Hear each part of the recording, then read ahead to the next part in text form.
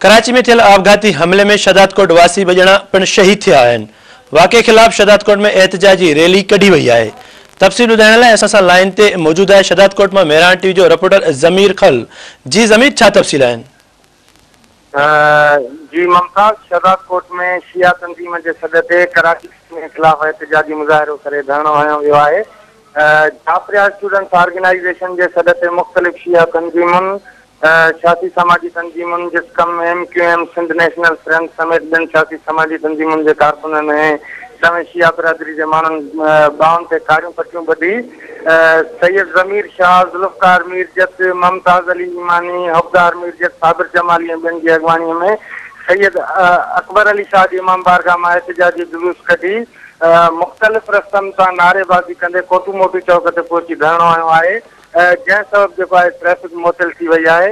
उन मौक़े ते अॻवाननि कराची वाक़े में आज़ादारनि खे शहीद ऐं ज़ख़्मी करण वारे अमल जी सख़्त लफ़्ज़नि में मज़म्मत कंदे चयो त यज़ीदियुनि जेको आहे कराची में मातमी जुलूस ते आपघाती हमिलो करे ॿीहर करबला बर्पा कई आहे, जेको यज़ीदियत जो चिटो सबूत आहे।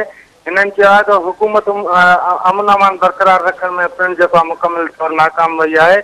हिननि चयो त हुकुमरान रुगो पंहिंजी कुर्सियुनि बचाइण में रुधल आहिनि, बाक़ी समूरो मुल्क दहशतगर्दी जे वर चढ़ी वियो आहे। अॻवाननि वाक़े में जेको आहे मुलविस दहशतगर्दनि ख़िलाफ़ कार्रवाई करे शिया मसलिक जे माण्हुनि में फहिलियल बेचैनी ख़तमु करण जी घुर कई आहे। उन मौक़े ते मां वटि जो हालात शहीद थी वियलनि जे रूह खे सवाबु पहुचाइण लाइ ऐं ज़ख़्मी आज़ादारनि जी सिहतयाबी लाइ दुआ पिणु घुरी वई ऐं उन मौक़े ते जेको आहे सिक्योरिटी जा इंतज़ाम सख़्त हुया।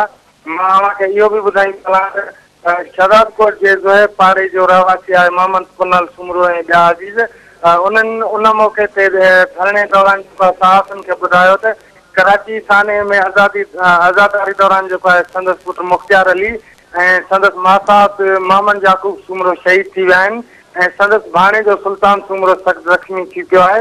हिननि घुर कई आहे त मथां जेके लाश आहिनि उहे लावारिस आहे जेको आहे दफ़नाया वञनि। हिन हुकूमत खां घुर कई आहे त असां ग़रीब आहियूं, जेके उन्हनि जा लाश आहिनि उहे जेके आहे शाहदादकोट पहुचाए ॾिना वञनि।